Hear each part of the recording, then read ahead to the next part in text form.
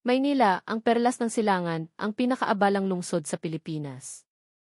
Sa umaga, kumikinang ito sa ilalim ng araw ng tropiko, puno ng buhay dahil sa mga higanting barkong pangkargamento na nakadaong sa pier ng Tondo. Ngunit pagsapit ng gabi, isinusuot ng lungsod ang kanyang madilim na balabal, itinatago ang mga ilegal na transaksyon at madidilim na sulok ng mundo ng krimen. Ngayong gabi, isang lindol ang yayanig sa ilalim ng lupa ng Maynila. Isang pagpatay ang magaganap sa tuktok ng karangyaan, sa lugar kung saan naghahari ang kapangyarihan at pera. Ang biktima ay isang taong ang pangalan pa lamang ay nagpapanginig na sa marami. Ang may gawa, isang maladyosang kagandahan. Isang babaeng ginawang isang trahedyang laro ng chess ng pag-ibig at paghihiganti ang madugong paglilinis na ito. Sa ika-negatibo 45 na palapag ng De Azur Pinnacle Hotel, sa loob ng pinakamarangyang penthouse na direktang nakatanaw sa Manila Bay, ang katahimikan ng gabi ay pinunit ng isang nakahihintakbot na sigaw mula sa isang night shift na housekeeping staff. Ang pinto na gawa sa kahoy na nara na may magagandang ukit ay bahagyang nakabukas, nagpapakita ng isang nakapangingilabot na tanawin na magpapahinto sa tibok ng puso ng sinumang makakita. Sa ibabaw ng isang king-size na kama na may isaping sedang sutla mula pa sa Italia, isang matipunong katawan ang nakahandusay na naninigas. Siya ay hubad na hubad. Ngunit ang kanyang kahubaran ay hindi nagpapahiwatig ng kahinaan. Sa halip, ipinapakita nito ang isang uri ng kabangisan kahit sa kamatayan. Ang kanyang malapad na likod at mga braso na puno ng kalamnan ay siksik sa mga tattoo. Isang bakunawa, ang mitolohikal na dragong ahas, na nakapulupot sa isang agilang Pilipino. Mga disenyo ng batok na hinaluan ng nakangising mukha ng isang aswang. Ang mga simbolo ng ganap na kapangyarihan sa mundo ng mga siga-siga sa Pilipinas. Ang silid ay amoy pera at kapangyarihan. Isang bote ng Blue Label na kararating lang buksan, isang relo na Patek Philippe na may mga diamante na basta na lang iniwan sa tabi ng kama, at isang kumpol ng mga susi ng isang Lamborghini supercar na nakaparada sa basement. Ang taong nakahandusay doon, na dating maihawak sa buhay ng maraming tao sa kanyang mga kamay, ngayon ay isa na lamang malamig na bangkay. Nagsisimula ng mamuo ang dugo, binabahiran ang malinis na puting kumot. Ngunit, ang kakaiba ay ang kawalan ng anumang senyales ng paglaban. Sa buong katawan ng biktima ay mayroong dose-dosenang maliliit, matatalim at malalalim na saksak. Tila gawa ng isang malaking karayom pang-acupuncture o isang matulis at payat na bagay na nakamamatay. Ang salarin ay kumilos ng may katumpakan ng isang siruhano at kalupitan ng isang propesyonal na mamamatay tao. Walang kahit isang kasangkapan na nagalaw. Lahat ay perpekto, maliban sa isang detalye na sadyang iniwan bilang isang hamon. Sa ibabaw ng mesa, isang kopita ng pulang alak ang mailaman pa, at sa gilid nito ay may bakas ng isang mapanghamon at mapanuksong lipstick na kulay burgundy. Si Police Colonel Mateo de la Cruz, ang hepe ng Criminal Investigation and Detection Group ng Manila Police District, ay pumasok sa crime scene. Siya ay isang lalaki sa edad na 50. Nagsisimula ng mamuti ang kanyang buhok, ngunit ang kanyang mga mata ay nananatiling matalas na parang isang agila. Nakahalukip-kip siyang tumayo, pinagmamasdan ang bangkay sa katahimikan. Sir, masyadong malinis ang crime scene. Para bang kusang loob na nagpapatay ang biktima, bulong ng isang batang investigador, hindi maitago ang panginginig sa kanyang boses. Hindi agad sumagot si De La Cruz. Lumapit siya, pinaningkitan ang mga mata, tiningnan ang bakas ng lipstick sa kopita, at pagkatapos ay tumitig sa mukha ng biktima na may bakas pa rin ang pagkabigla. Sa isipan ng veteranong opisyal, isang malaking tanong ang umalingaw-ngaw. Sino? Sino ang may lakas ng loob at gayuma para pabagsakin si Ricardo Kariki Magsaysay, ang tigre ng Tondo, ang pinakamabangis na hari ng pier ng Maynila na laging napapaligiran ng mga alagad, sa katahimikan, hubad, at walang anumang paglaban? Hindi ito pagnanakaw, bulong ni De La Cruz sa sarili. Ito ay isang obra maestra ng pagkamuhi. Ang mga kislap ng flash mula sa forensic team ay sunod-sunod na nag-ilaw sa bawat sulok ng penthouse. Ang kasong ito ay tiyak na magiging headline ng lahat ng pahayagan kinabukasan. Ang bigat ng responsibilidad ay nasa balikat na ngayon ni Mateo de la Cruz at ng kanyang special team. Alam niyang hindi magiging madali ang paghahanap na ito. Ang salarin ay hindi lang maganda, kundi napakatalino at mapanganib. Ang pagkakakilanlan ng biktima ay agad na kumpirma at ang pangalang iyon ay nagpabagal sa paghinga ng buong Maynila. Ang lalaking nakahandusay sa kama ay si Ricardo Magsaysay, o mas kilala sa madilim na mundo ng Kamaynilaan bilang si Ika Ricky, ang Tigre. Siya ay isang tunay na crime lord, ang nagkokontrol sa mga iligal na negosyo sa lungsod. Mula sa mga protection racket sa Port of Manila hanggang sa mga underground na kasino na nakakalat sa Binondo. Ang yaman at kalupitan ni Kariki ay naging isang urban legend. Ang katotohanang ang isang tulad niyang tigre, na laging gumagalaw na may kasamang mga armored na sasakyan at dose-dosenang mga bodyguard, ay namatay ng hubad sa kanyang pinakaligtas na lungga ay isang balitang hindi kapanipaniwala para sa mundo ng krimen at sa pulisya. Sir, mayroon na kaming paunang konklusyon. Ang mahinahong boses ng hepe ng forensic medical team ang bumasag sa pag-iisip ni Colonel De La Cruz. Ang biktima ay namatay dahil sa matinding pagkaubos ng dugo mula sa maraming maliliit na saksak. Ang sandatang ginamit ay isang bagay na napakatulis, manipis at patusok. Hindi ito mukhang ordinaryong patalim, kundi parang isang malaking karayom pang-acupuncture o isang pinatalas na panaksak ng buhok. Huminto sandali ang doktor, itinuro ang kopita sa mesa. Ang mas interesante ay, sa loob ng kopita ng alak na ito, mayroong mataas na dosis ng pampatulog, uri na karaniwang ginagamit sa mga iligal na operasyon. Ang biktima ay pinatulog hanggang sa mawalan ng malay bago patayin. Namatay siya nang hindi man lang nakaramdam ng sakit o hindi nakalaban. Ang impormasyong ito ay akmang-akma sa hinala ni De La Cruz. Ito ay isang planadong execution, maingat na inayos bawat hakbang. Sakto sa sandaling iyon, isang investigador ang nagdala ng pinakabagong modelo ng smartphone ng biktima. Ang telepono ay hindi nakalock. Isang detalye na nagpapakita ng kayabangan at kapabayaan ni Kariki. Masyado siyang kampante na walang sinumang mangangahas na galawin ang kanyang mga gamit. Ang history ng mga tawag at huling mensahe ay nagbukas ng unang gintong pahiwatig. May isang hindi kilalang numero na hindi nakasave sa contacts at nagsimula lang makipag-ugnayan sa huling 2 linggo. Ang mga huling mensahe sa WhatsApp ay nagbunyag ng isang nakamamatay na romantikong tagpuan. 10 oras sa unknown number, papunta na ako sa ating paraiso, mahal. 10 oras 2 minuto Kariki, hinihintay kita, aking diwata. Ngayong gabi, ako'y sayo. Iyon ang huling beses na hinawakan ng crime lord ang kanyang telepono. Pinaningkita ni De La Cruz ang kanyang mga mata, matamang tinitigan ang screen ng telepono. Lumingon siya sa bakas ng lipstick sa kopita, at pagkatapos ay nagbigay ng isang malinaw na utos. Hanapin agad ang may-ari ng numerong ito para sa akin. Kasabay niyan, ipadala ang sample ng lipstick na ito sa criminology lab sa Camp Creme. Gusto kong malaman ang eksaktong brand, edisyon, at kung saan ito ibinebenta. Huminto siya sandali, ang kanyang mga mata ay naglakbay sa mga investigador na tensyonadong naghihintay. Ang salarin natin ay isang babae. Isang babaeng napakaganda, napakatalino, at napakapanganib. Ginawa niyang isang maamong pusa ang pinakamabangis na tigre ng Maynila, gamit lamang ang matatamis na salita at isang kopita ng alak na mailason. Ang pagtugis sa rosas na may tinik ay opisyal nang nagsimula. Ang utos ni Colonel Mateo de la Cruz ay agad na ipinatupad. Ang malaking makinarya ng investigasyon ng Manila Police District ay nagsimulang gumana ng buong bilis.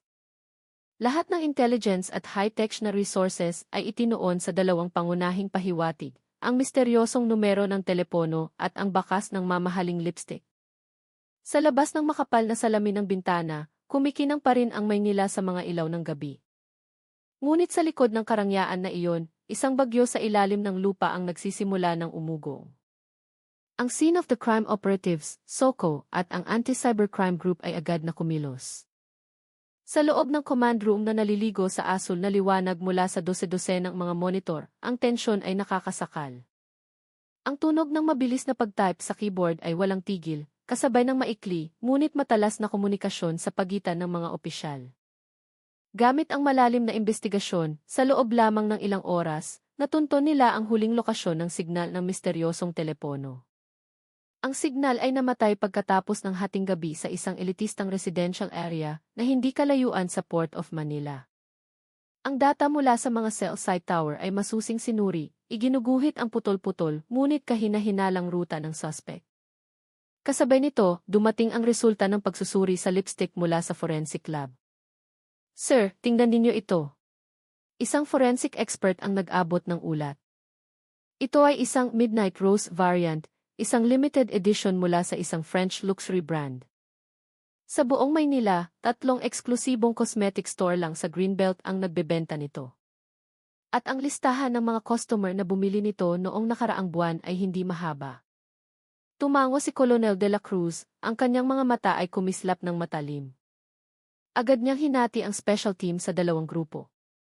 Ang unang team, na siya mismo ang namuno, ay sinuyod ang lahat ng footage sa kahabaan ng ruta ng signal ng telepono. Daan-daang oras ng recording ang pinanood muli.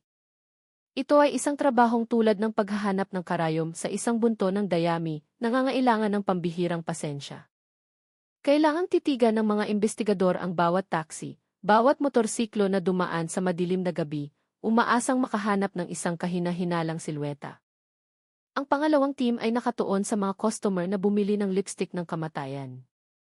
Inihambing ng mga investigador ang bawat pangalan sa network ng mga koneksyon ni Kariki, naghahanap ng kahit pinakamaliit na pagkakataon. Matapos ang 2 araw at 2 gabi ng walang tigil na trabaho, nagbunga ang kanilang pagsisikap. Tigil! I-rewind mo ng 10 segundo, malakas na utos ni De La Cruz, habang nakatayo sa likod ng isang investigador na sinusuri ang footage ng isang pawn shop sa gilid ng kalsada. Sa medyo malabong screen, eksaktong 12 oras 15 minuto ng madaling araw, isang grab car ang huminto sa gilid ng daan. Bumukas ang pinto at isang babae ang bumaba. Nakasuot siya ng isang itim na hapit na bestida na nagpapatingkad sa kanyang perpektong hubog. Ngunit ang kanyang mukha ay natatakpan ng malalaking salaming pang-araw at face mask, kahit na madilim na. Kahit na nakatakip, ang kanyang matangkad at balingkinitang tindig at ang mahabang, kumikinang na buhok na nakalugay sa kanyang likod ay nagpapakita ng isang aura na hindi maitatago.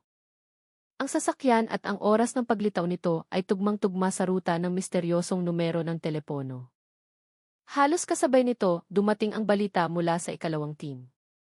Sa listahan ng mga assisi customer na bumili ng Midnight Rose lipstick, isang pangalan ang agad na nakakuha ng atensyon ni De La Cruz, Celestina Reyes, na may screen name na Isabel, isang freelance model na sumisikat sa alta sosyedad ng Maynila. Ang mas nagpabigat pa, ang pansamantalang tirahan ni Celestina ay nakarehistro sa The Harbor View Condominiums na nasa tabi mismo ng Port of Manila.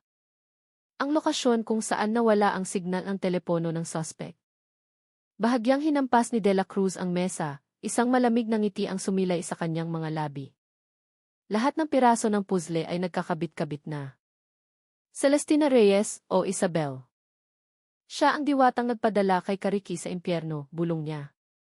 Isang plano ng pagsalakay ang agad na binuo, maingat at lihim. Alam ni De La Cruz kung sino ang kanilang kaharap. Hindi lang siya isang magandang modelo. Siya ay isang taong kayang pumatay sa pinakakinatatakutang mafia boss sa rehiyon ang hindi nag-iiwan ng kahit isang fingerprint. Kung sila ay magpapadalos-dalos, ang magandang ibon na ito ay lilipad papalayo bago pa man maisara ang haula. Muling bumalot ang kadiliman sa lungsod ng Maynila. Ang hangin mula sa Manila Bay ay nagdala ng amoy ng alat at halumigmig. Ngunit ngayong gabi, ang kapaligiran sa marangyang The Harbor View Condominiums ay hindi lang mahalumigmig, kundi puno rin ang tensyon. Sa ika-negatibo 12 palapag, sa loob ng isang unit na nakatanaw sa kumikinang na mga ilaw ng Pasig River, si Celestina Reyes, o mas kilala bilang si Isabel, ay mahinahong nag-iimpact ng kanyang mga gamit. Sa ibabaw ng malawak na kama, maayos niyang inilalagay ang kanyang mga branded na damit sa isang maleta. Isang one-way na tiket sa eroplano papuntang Singapore para sa pinakamaagang flight at isang peking pasaporte na may banyagang pangalan ay nakahanda na. Ang kaakit-akit at mapang-akit na kagandahan na karaniwang palamuti sa mga fashion magazine ay nawala, napalitan ng isang malamig at kalkuladong aura na nakakatakot. Kumbinsido siyang nabura na niya ang lahat ng bakas sa The Azure Pinnacle Hotel. Naniniwala siyang ang senaryo na si Kariki ay namatay dahil sa atake sa puso dulot ng overdose ng gamot ang pinakaperpekto. Akala niya siya ang nagwagi sa larong ito. Ngunit, hindi alam ni Celestina, ang bitag ng batas ay mahigpit ng nakapalibot sa labas mismo ng pinto ng kanyang apartment.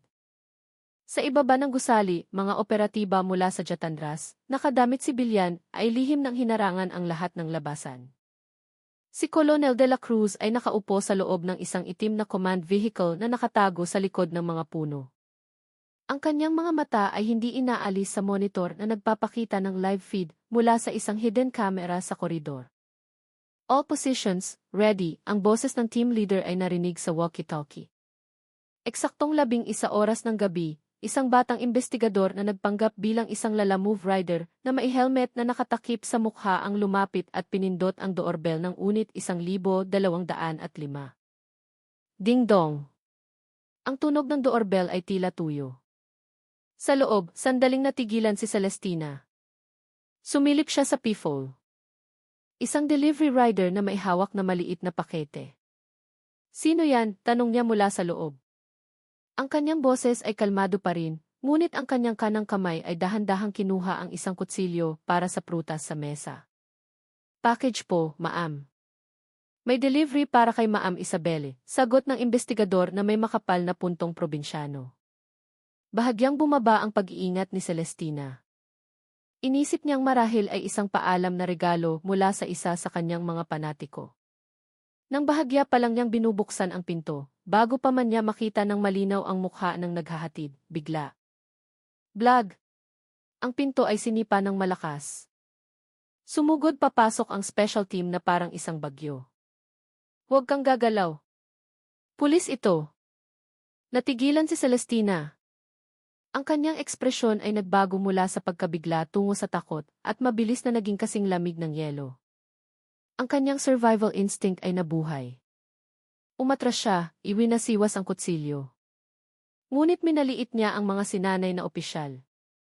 Sa isang mabilis at malinis na martial arts move, isang operatiba ang dumapa sa kanya sa sahig, pinusasan ang kanyang mga kamay sa likod. Celestina Reyes, arestado ka sa salang pagpatay kay Ricardo Magsaysay. Ang matigas na boses ni Colonel de la Cruz ay umalingaw-ngao habang dahan-dahan siyang pumapasok sa apartment. Nakadapa sa sahig, ang kanyang mahabang buhok ay nagkalat at tumatakip sa bahagi ng kanyang mukha. Tumingala pa rin si Celestina at matalim na tinitigan ang koronel. Baliw kayo! Nasaan ang ebidensya ninyo? Anong basehan ninyo para arestuhin ako? Hindi agad sumagot si De La Cruz. Sininyasan niya ang kanyang mga tauhan na halughugin ang nakabukas na maleta. Pagkatapos ay inilabas niya ang isang transparent na evidence bag mula sa bulsa ng kanyang jacket. Sa loob nito ay ang Tea Midnight Rose lipstick. Iniwan mo ito sa kopitan ng alak ng iyong kasintahan, sabi niya ng marahan ngunit puno ng diin. Halos kasabay nito, isang investigador ang sumigaw mula sa direksyon ng maleta. Sa ilalim ng isang lihim na kompartimento, natagpuan nila ang pinakamahalagang ebidensya. Hindi ito baril, hindi rin balisong. Ito ay isang panaksak ng buhok na gawa sa purong pilak, pinukpok ng napakakinis, upang maging hugis ng isang sarimanok, ang mitolohikal na ibon. Ang buntot ng ibon, na nagsisilbing talim, ay pinatalas na kasing nipis at talim ng isang scalpel. Sa ilalim ng ilaw, ang dulo nito ay kumikinang ng isang kakaibang berdeng kulay, isang tanda na ito ay pinahira ng isang napakalakas na neurotoxin. Napakaganda, itinaas ni De La Cruz ang evidence bag, masusing pinagmamasdan ito. Isang maliit na ibon ang pumatay sa tigre. Ang sandatang ito ay tugmang-tugma sa mga sugat sa katawan ng biktima.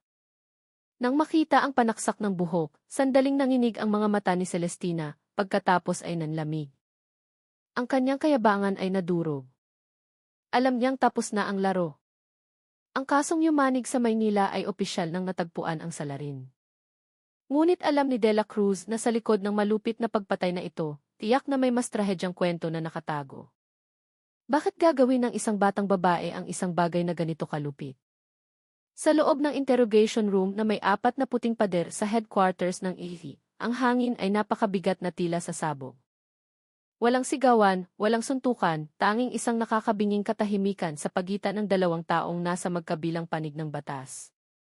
Si Colonel Mateo de la Cruz ay nakaupo kaharap si Celestina Reyes. Hindi siya nagmamadaling magtanong. Sa halip, dahan-dahan niyang inilagay ang isang luma at naninilaw na larawan na nakabalot sa plastik sa ibabaw ng mesang metal. Ang larawan ay nagpapakita ng isang maliit na pamilya na masayang nagtatawanan sa isang dalampasigan sa Batangas habang papalubog ang araw. Isang lalaking nasa katanghalian ng buhay na may maamong mukha. Isang babaeng nakasuot ng tradisyonal na barutsaya. At isang batang babae na may dalawang tirintas sa buhok. Ang kanyang mga mata ay kasing linaw ng hamog sa umaga. Ang malamig at mapagmataas na maskara na matagal nang nakakabit sa mukha ni Isabel ay biglang nadurog na parang isang salamin na ibinagsak sa sahig na bato. Ang kanyang payat na balikat ay nayanig. Hindi siya humagulgol. Ngunit ang may init na luha ay walang tigil na dumaloy, tinatanggal ang makapal niyang makeup at inilalabas ang inosente at sugatang mukha ni Celestina maraming taon na ang nakalipas. Alam niyo po ba ang pakiramdam na mawala ang lahat? Ang kanyang boses ay paos, basag na parang salamin na kumakaskas sa puso. Hindi pagkawala ng pera, kundi pagkawala ng tawanan sa loob ng tahanan. Pagkawala ng tagapagtanggol, pagkawala ng dignidad bilang isang tao. 10 taon na ang nakalipas, ako ang batang babae sa litratong iyan. At pagkatapos, ang masakit na alaala na nakabaon sa loob ng isang dekada ay bumuhos na parang isang nasirang dike. Ikinuwento ni Celestina ang kanyang mapayapang pagkabata sa lugar ng Pantalan. Ang kanyang ama, si Mang Darmo, ay may-ari ng isang maliit, ngunit mapagkakatiwalaang paggawaan ng bangka sa gilid ng tondo. Siya ay isang matapat na tao, naniniwala sa karma, at sa buong buhay niya ay naghanap buhay sa matuwid na paraan. Ngunit dumating ang trahedya ng isang araw, si Ricardo Magsaysay, na noon ay hindi pa ang itigre, na hari ng madilim na mundo, kundi isang ambisyosong siga-siga pa lamang, ay pumasok sa opisina ng kanyang ama. Dumating ang demonyo na may dalang alok, gustong gamitin ang paggawaan ng bangka ng kanyang ama bilang taguan ng droga. Tumanggi ng mariin si Mang Darmo. Naniniwala siya sa batas, naniniwala sa tama. Ngunit nagkamali siya. Hindi niya alam na isang demonyo ang kanyang kaharap. Ang mga sumunod na araw ay isang impyerno. Ang paggawaan ay paulit-ulit na sinunog. Ang mga manggagawa ay binugbog. Ang mga malalaking order ay misteryosong kinansela. Ang kasukdulan ay isang gabi sa gitna ng malakas na ulan, ang lahat ng kanilang ari-arian at negosyo ay nilamon ng apoy. Ang mga pulis noon, na nabayaran na ni Kariki, ay basta na lang sinabing electrical faulty ang dahilan. Ang kanyang ama, mula sa isang matatag na lalaki, ay tuluyang nawasak matapos makitang naging abo ang pinaghirapan niya sa buong buhay. Namatay siya dahil sa atake sa puso 1 buwan pagkatapos, hawak pa rin ng mahigpit ang larawan ng kanilang pamilya. Ang kanyang ina ay hindi nakayanan ang pasanin, nabaliw at nawala na lang na parang bula. Iniwan si Celestina, na noon ay 17 taong gulang pa lamang, mag-isa sa gitna ng malupit na mundo. Nung mga panahong gusto ko nang sumuko, nung gusto ko nang tumalon mula sa tulay para tapusin na ang lahat, sila ang dumating at nakahanap sa akin. Patuloy ni Celestina, ang kanyang mga mata ngayon ay nag-aapoy sa galit. Sila ang kalabang sindikato ni Kariki mula sa Visayas. Isang grupo na gustong sakupin ang teritoryo ng Maynila, pero hindi mahanap ang paraan para pabagsakin siya. Hindi nila inilahad ang kamay para tumulong. Inilahad nila ang isang patalim. Sinabi nila, bibigyan ka namin ng pagkakataong maghiganti. Kaya mo bang ipagbili ang kaluluwa mo sa demonyo para patayin ang tigring iyon? At ang batang babae na nagngangalang Celestina ay tumango ng walang pag-aalinlangan. Si Celestina Reyes ay namatay na mula sa araw na iyon. Bilang kapalit, isinilang si Isabel, isang buhay na sandata na hinasa hanggang sa maging perpekto. Dinala siya sa Cebu. Tinuruan kung paano lumakad, umiti at gamitin ang mga mata para mangakit ng mga lalaki. Nag-aral siya ng mga nakamamatay na martial arts, natutunang gamitin kahit ang pinakamaliit na bagay tulad ng panaksak ng buhok na pamana ng kanyang lola bilang isang sandatang nakamamatay. Ginawa niyang isang mapang-akit na pain ang kanyang sarili para tugisin ang isang mabangis na hayop. Ang kanyang puso ay naging bato, nag-iwan lamang ng isang layunin, piliting pagbayaran ni Kariki ang kanyang utang na dugo. Ang proseso ng paglapit ay isang psychological chess game na tumagal ng 6 na buwan. Lumitaw siya sa mga mararangyang party na madalas puntahan ni Kariki. Dumadaan sa harap niya na parang isang hiwaga, sapat para maging desperado ang lalaki na makilala siya, ngunit hindi siya mahawakan. Si Kariki, ang mananakop na sanay na makuha ang lahat, ay nagising ang kanyang predator instinct. Habang lalo siyang humahabol, lalo namang nagiging malamig ang pakikitungo ni Isabelle. Hanggang sa malaman ni Isabelle na ang mabangis na tigre ay ganap ng nahulog sa bitag na seda na kanyang hinabi. Nung gabing iyon sa penthouse, ang boses ni Celestina ay naging malamig at nakakakilabot. Pinagsilbihan niya ako ng alak, bumubulong ng mga matatamis na salita na nakakasuka. Hindi niya alam, ako ang nagpasya kung aling baso ang para sa kanya. Nakita ko siyang inubos ang alak na mailason. Pinanood kong unti-unting nanghina ang halimaw na yumanig sa Maynila. Ang kanyang mga mata ay nanlabo. Akala niya pa rin, lasing lang siya sa pag-ibig. Nang gumana na ang gamot, nang si Kariki ay nakahandusay na sa kama, paralisado ngunit mulat pa rin, hindi siya agad pinatay ni Celestina. Yumuko siya, inilapit ang kanyang mga labi sa tainga ng lalaki at bumulong. Naaalala mo pa ba si Mang Darmo, ang gumagawa ng bangka na pinilit mong mamatay 10 taon na ang nakalipas? Ako ang kanyang anak. Ikinuwento ni Celestina na nakita niya ang matinding takot sa mga mata ni Kariki. Isang takot na mas malaki pa kaysa sa kamatayan mismo. Iyon ang gusto niya. Pagkatapos noon, hinugot niya ang kanyang pilak na panaksak ng buhok. Ang saksak na ito ay para sa aking ama. Ito ay para sa aking ina. At ito ay para sa buhay ko na inagaw mo. Bawat saksak ay isang sumpa, isang pagpapalaya para sa kanyang kaluluwang puno ng galit. Isinagawa niya ang execution ng mailamig at katumpakan. Pagkatapos, iniwan niya ang bakas ng kanyang lipstick bilang isang mapagmataas na lagda at lumabas ng hotel na parang isang multo. Natapos ang kanyang pag-amin. Ang buong silid ay nalunod sa ganap na katahimikan. Tinitigan ni Colonel de la Cruz ang dalaga sa kanyang harapan.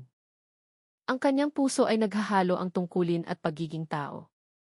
Ang paglilitis sa kaso ng pagpatay sa mafia boss na si Ricardo Magsaysay ay naging pinakamalaking media event ng taon sa Maynila.